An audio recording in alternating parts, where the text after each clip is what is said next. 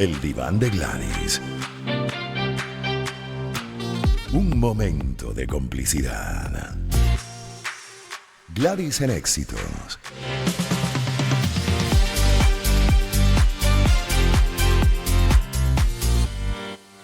Hoy en el diván sentamos a Charles Brewer Carías, naturalista, fotógrafo, explorador venezolano. Él, además de explorador, pues es polímata, escritor, como decía también, fotógrafo, y nació en 1938. Desde entonces, un hombre muy curioso, que luego ya esa curiosidad la convirtió en cantidad importante de investigaciones, ha dejado registro, lamentablemente parte de ese registro también lo perdió en un incendio en su casa, pero de esto y más hablaremos con nuestro invitado. Bienvenido y buenas tardes, tanto tiempo sin conversar con usted, señor Charles. Muchísimas gracias, Gladys, por esta oportunidad de estar en contacto de nuevo con usted. El placer. Fantástico. Sí, dígame. Y bueno, fantástico. Muchísimas gracias. Estaba pendiente de mis últimos libros, Ajá. que estoy llevando 2 libros para allá, pero yo creo que le entregué el último, no sé si Planta de los Tepuyes. Sí, creo que sí. Y el otro el nuevo que se llama Canaima, Camino hacia El Dorado. Ese no. Es un libro magnífico que del Banco Nacional de Crédito financió, y es una maravilla porque me permite hablar en primera persona de mis exploraciones en los alrededores de la Gran Sabana y al sur, en la búsqueda del lago Parima y Manoa, la ciudad del Hombre Dorado. Que tuve la oportunidad pues de llegar a un sitio y encontrar un yacimiento arqueológico sumamente interesante al lado de lo que yo estimo que era el lago Parima, una meseta de 700 metros de altura, 250 kilómetros de largo y de 50 kilómetros de ancho, entre las sierras Unturán y Parima Tapirapecó. Y entonces en esa oportunidad pues encontré un yacimiento arqueológico que no se ha explorado, se requiere de unos especialistas que vayan allá, yo con muchísimo gusto los llevaré en el tiempo que sea necesario. Y eso es una de las cosas que estaba encontrando y que he estado buscando durante toda mi vida. Finalmente lo encontré a través de imágenes de satélite, imágenes de radar lateral. Y bueno, ese es el lago Parima. ¿Qué estima usted, señor Charles, que hay ahí? ¿Qué puede haber?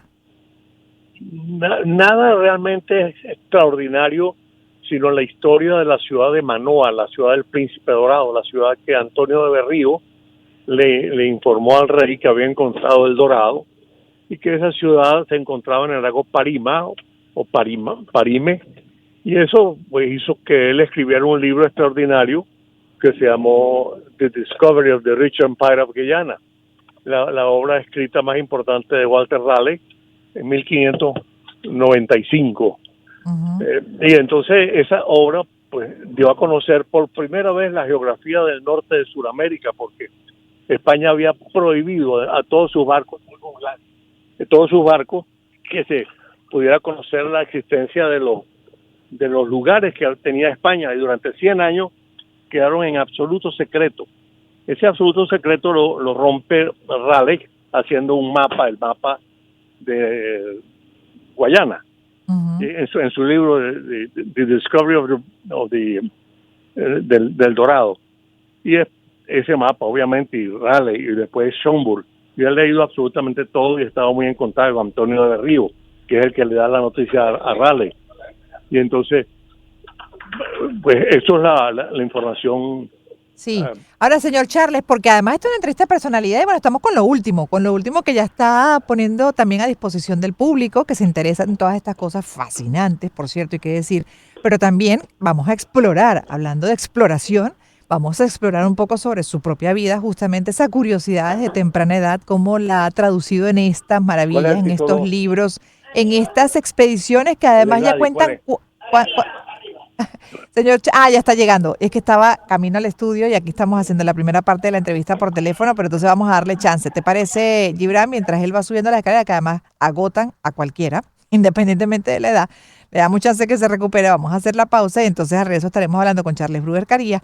Pero para ganar tiempo, porque ya no es mucho el que nos queda, voy a asomar parte de la información que ya ustedes, si quieren, pueden conseguir sobre él, sobre este personaje, además, venezolano. Sin duda es todo un personaje, Charles Brewer Carías, como también comentaba al inicio, explorador venezolano, polímata, escritor, fotógrafo. Nació en 1938. Ha dirigido por lo menos 245 expediciones en la Guayana de Venezuela, haciendo descubrimientos geográficos, espeleológicos, botánicos, zoológicos, etnológicos y antropológicos. Para compartir su experiencia en las selvas de Guayana, ha publicado 21 libros y ha trabajado junto a 274 renombrados científicos de todo el mundo, quienes han dedicado 29 especies de plantas y animales y un género nuevo de bromelias que ahora llevan su nombre. También lleva su nombre la caverna más grande de Venezuela, que es la cueva en roca cuarcita mayor del mundo. Las extraordinarias historias sobre sus logros y su vida han sido reconocidas frecuentemente en el mundo y referidas también en los medios de comunicación. En su último libro de 464 páginas titulado Plantas de los Tepuyes de 2023, bueno, uno de los últimos, se refiere a las plantas endémicas de las tierras altas de Guayana, que ha fotografiado en las cumbres de los 31 tepuyes que ha explorado. Y en su libro, Crónicas del Mundo Perdido, de 550 páginas, 2022, fue hecho en el 2022, refiere las 10 expediciones más importantes entre las 245 que ha realizado y expone en detalle cómo fue que descubrió las cuevas del Cerro Autana en 1971, en 1974 también las de cimas de Sarisariñama y estas últimas consideradas las más voluminosas del mundo. También, bueno, por ahí nos podemos ir por otras cosas que hizo anteriormente, porque es un hombre que no ha parado. Y aquí, ya se me acabó el tiempo, vamos a hacer la pausa, le damos chance a que se recupere de la escalera, aunque él hace ejercicio a diario y de eso nos va a hablar también el tipo de ejercicio que hace en unos minutos. Espacio para conectar. Éxitos. Caracas, El Vigía, Guarenas, Guatire, Maturín, Táchira, Mérida, Barquisimeto, Margarita, Puerto La Cruz, Puerto Ordaz, Maracaibo. Maracay. Éxitos. Sonidos en primera fila.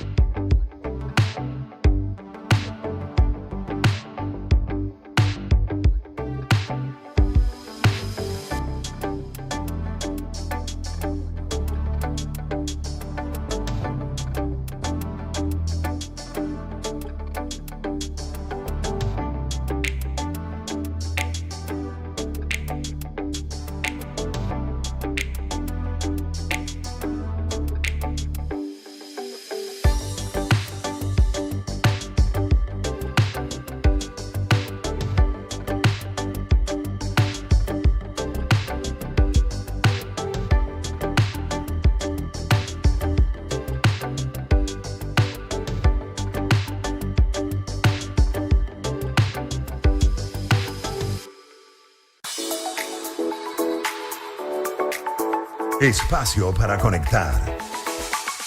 Éxitos. Caracas, El Vigía. Guarenas, Guatire, Maturín. Táchira, Mérida. Barquisimeto, Margarita. Puerto La Cruz, Puerto Ordaz. Maracaibo. Maracay. Éxitos. Sonidos en primera fila.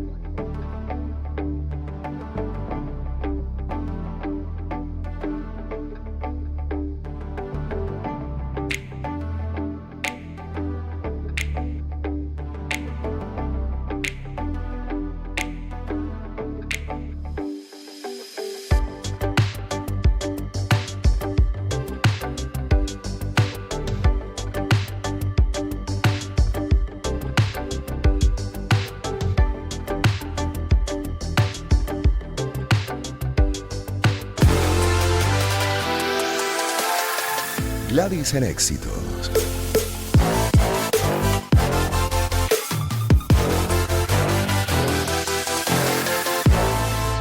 Hoy el diván es con Charles Brewer Carías, naturalista, fotógrafo, explorador venezolano, polímata y escritor, muchos libros de los cuales estaba ya pues hablando al inicio, lo último que ha sacado. Pero justamente en estos minutos que quedan, que no son muchos, usted conoce cómo son los tiempos en radio y televisión, y bastante, con tantas entrevistas que ha dado. Gracias a Dios he tenido la suerte, la dicha de conversar con usted muchas veces, de ir a su casa también, que ya su casa es muy particular. Y bueno, justamente lo que queremos en esos minutos es explorar sobre su vida, sobre además la fuerza, la energía que evidencia a sus 87 años, ¿correcto? De edad.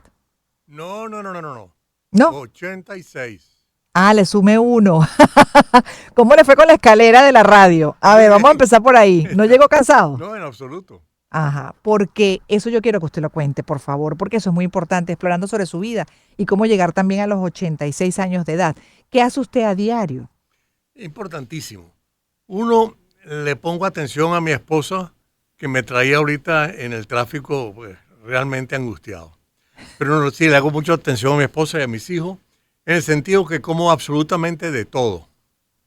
Y tomo azúcar con el café y todas esas cosas que la gente dice que es mal. Y la tocineta también como, y como huevos varios al ¿Y día, sus valores quizás 4 también? a 6 huevos diarios. Y hago ejercicio 3 veces a la semana, muy fuerte. Muy fuerte quiere decir ejercicio a la falla muscular. Ujú, Eso ujú. quiere decir un ejercicio que no es repetitivo. La gente habla de trotar. El New York Times dijo, si usted tiene más de 50 años, no trote, porque se consume, pierde la masa muscular. ¿Qué hace usted para mantener la masa muscular? Tiene que trabajar con pesas, pero a falla muscular. Si fuera repeticiones, los barrenderos tendrían unos brazos enormes. Y también los tenistas, y no es tal cosa. Por lo tanto, masa muscular después de los 50 años quiere decir sumar o mantener lo que uno tiene, eso tiene que decir. Y falla muscular quiere decir cuando usted antes de llegar a 10 ya no puede más. O sea, no puedo más. Eso es falla muscular. Todos mis ejercicios 3 veces al día a falla muscular. Y de ese momento voy progresando permanentemente. ¿3 veces al día o 3 veces a la semana? No, más bien 3 veces a la semana. Ajá, porque dijo 3 veces al día, yo no puede ser No, que te no está puede haciendo ser. tanto. No, Ahora no. bien, importante porque además comentó de alimentos que están generalmente contraindicados, ¿no? Y después de cierta edad más. ¿Cómo están sus valores? ¿Qué es lo que cree que compensa además si los valores están en orden, a pesar de comer, como dice usted, de todo, hasta azúcar? Claro. Por ejemplo, si en la mañana me dicen, no le puedes poner azúcar al café, no tomo el café. Se acabó. No tomo. Porque me va a amargar la mañana. Prefiero poner un poquito de azúcar y listo. Y el resto del día, pues no como cosas, Claro, pero... no pero como en gen- pasta, no como Esa vi- dulce. Aunque me dice que ayer me comí unas galletas María, pero eso no es nada. Esa, Quiero esa decir, no, y además esas siempre son consentidas. Pero por cierto, señor Charles, porque esto es importante lo que estamos conversando y sobre todo que usted es ejemplo de poder llegar bien paradito a los 86, lo que le queda, porque además también ahí quiero explorar qué aspira usted en los años que le quedan, qué pretende y justamente dentro de esas pretensiones y expectativas, cómo trabaja en ello a diario. su pregunta es sumamente interesante. Yo todos los días trabajo entre 9 y 11 horas diarias, muchas veces incluidos los domingos. ¿En qué? En las cosas que me fascinan. En este momento me encuentro haciendo un inventario del endemismo del endemismo que hay, la biodiversidad que hay en la cumbre de los tepuyes, cercanos a la Gran Sabana. Ahí hay unos 20 tepuyes, y en esos 20 tepuyes existen, por ejemplo, las plantas carnívoras, las heliánforas, unas plantas de una forma extraordinaria que es el único lugar en el mundo donde existen, es en la cumbre de los tepuyes. Entonces hice un dibujo de perspectiva aéreo mostrando todos los tepuyes y la variedad de diferentes heliánforas que existen allí, que te va a dar una idea de qué es lo que realmente debemos proteger en estos días del medio ambiente, qué es lo que realmente vale allí. Y me entusiasma mucho hacer ese trabajo. Y en este momento se me ocurrió, hace 5 días, empezar a trabajar con las 150 ranas que se encuentran en esa región, y ya tengo preparadas 25 ranas para montarlo sobre cada tepuy, o sea, señalando en cada tepuy para que la gente entienda, y eso me fascina. Esa es parte del nuevo libro que estoy haciendo, que es un libro, la segunda edición del libro Canaima. No solamente además que le fascina, sino que usted le está dando alimentos diarios a las neuronas, porque además de esa buena condición física, también es evidente que tiene una buena condición mental, que es una cosa que falla con frecuencia en la tercera y cuarta edad. Por ejemplo, estoy estudiando ahorita la cumbre del Chimantá. El Chimantá es uno de los tepuyes que hay en la Gran Sabana. El Chimantá tiene 12 cumbres. Y me preguntan, ¿cuáles son esas cumbres? Las cumbres donde están las heliánforas y las ranas. ¿Y cuáles son esas cumbres? Eruoda, Murey, Tirepón, Churi, Acopán, Amurí, Acparamán, Toronó, Abacapa, Apácaro, Puigma, Angacima y Caturán. Mencioné 13. Esas son de un solo tepuy. De esa manera yo le puedo hablar de todos los tepuyes con sus nombres, hasta 125 nombres, que es lo que puse ahora en mi carta, Pero eso es una práctica permanente de memoria Claro. que me hace que mi cerebro esté al día y de una manera extraordinaria. O sea, más que cuando tenía 30 años, o 40, o 50, o 60, o 70. Mi memoria y mi capacidad mental va aumentando día a día. Por la tocineta, no sé. Ahora vamos entendiendo, la audiencia y yo creo que vamos entendiendo perfectamente el por qué está como está y gracias a Dios, además muy bien. Ahora tenemos también a Karen Brewer Carías, su hija, quien siguió sus pasos y esto dice para esta entrevista de personalidad.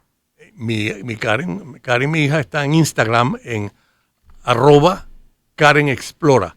Buenísima. Ella está haciendo un trabajo maravilloso, mejor que el que lo puedo hacer yo. Está Uno bella. porque es más linda y uno porque es muy inteligente, así que me siento muy agradado. Y- También tengo otra hija, María Margarita, que está trabajando en los árboles de Venezuela. También mi hijo John, preparando películas con dron de las expediciones que hace a las montañas. Eso es lo que estamos haciendo. Y gran influencia, evidente, de usted en sus hijos. Esto dice ella de usted. Hola, papá. Espero que te estés portando bien en la entrevista, cónchale. Oye, justo ahorita me estaba acordando de ese viaje maravilloso que hicimos. Bueno, entre muchos de los viajes que hemos hecho, no, hombre, a Santa María de Erevato con los indígenas Yecuana, a cuando fuimos de cacería y de pesca, que ahumamos los pescados con ellos y me invitaron a comer en la mesa con ellos, que fue un gran honor. Cuando fuimos a las cimas de Sarisariñama y dormimos abajo y nos pasaron centenares de guácharos por la noche encima. Cuando fuimos al Chimantá y estuvimos tanto tiempo dentro de la cueva que no sabíamos si era de día o de noche. Pero justamente hoy me estaba acordando del viaje ese bellísimo que hicimos a Linírida, donde, yo no sé si tú te acuerdas, pero hubo un momento en el que todo el río estaba lleno de efemerópteras, de estos animalitos que vuelan, y todo parecía como cubierto de hadas por todos lados y el sol de la mañana les pegaba precioso y habían toninas y realmente fue muy bonito. Yo no sé si tú te acuerdas, papá. Qué buenos momentos, qué buenas expediciones hemos hecho juntos y las que nos quedan todavía. Habla de tus libros, papá, de los últimos que has sacado, que seguro a la gente le van a gustar muchísimo, muchísimo. Te quiero mucho, papá. Pórtate bien. Gracias a Karen. Ya habló Karen. Espérate que me quedan nada más como 2 o 3 minutos y por supuesto tengo que seguir aquí explorando en la vida de tu padre, Charles Brewer Carías. Ajá. ¿Quiere Y decir? iba a decirle a Karen que si no se recordaba de la arena que cantaba, ¿Cómo así? porque en el Inírida, afluente del Guaviare, afluente de la Tabapo y afluente del Orinoco, encontramos un médano enorme al lado del río, en donde mientras uno iba caminando, la arena iba crujiendo con un sonido metálico extraordinario. Una cosa que nunca había experimentado, la arena cantarina. Eso se da algunas veces en el Sáhara por el tipo de grano. Y es la primera vez que yo lo había oído. Qué belleza. ¿Qué veces le iba a preguntar justamente tanto que ha vivido, tanto que ha visto, tanto que ha experimentado? ¿Cuándo ha sido un momento en su vida personal, profesional, que usted se haya sentido absolutamente abrumado? Su pregunta no me agarra desprevenido. Abrumado estuve cuando estuve atrapado en el fondo de Sarisariñama en 1974 y no teníamos manera de salir porque la cima de Sarisariñama, la más grande del mundo, con 18 millones de metros cúbicos de desplazamiento, tiene forma de cono invertido. Por lo tanto, uno no puede trepar por las paredes. Tiene que subir como si fuera una araña por un hilo a lo largo de 350 metros, que es la altura del Empire State, que era el edificio más alto del mundo. Por lo tanto, eso fue abrumador durante horas. Eso es realmente importante. Abrumador también fue... ¿Y cómo lo sacaron? ¿Cómo salió? Logramos comunicarnos desde el fondo de la cima al borde de la cima con un radio. Era una expedición multidisciplinaria, estaba William Phelps, estaba Cathy Phelps, estaba Steiermark, Dunsterville, los mejores científicos del mundo, pero yo estaba abajo con mi hermano Jimmy y con el escalador David Knott, que está ahorita viviendo en Guatemala. Bueno, entre los tres estábamos atrapados y no podíamos subir por las cuerdas porque no había la tecnología de los Yumar que hay actualmente.